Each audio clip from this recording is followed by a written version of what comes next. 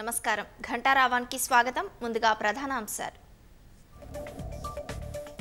ఏడాదిలోగా ఆయకట్టులోని ప్రతి ఎకరానికి నీరు ఏటా 6 లక్షల ఎకరాలకు ఇవ్వాలని సర్కార్ సంకల్పం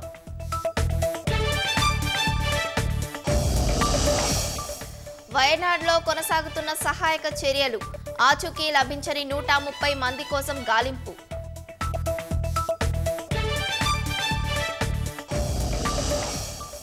జమ్మూ కశ్మీర్లో ఉగ్రవాదుల కోసం ముమ్మర గాలింపు అదనపు బలగాలు మోహరించి ముష్కరుల కోసం అన్వేషణ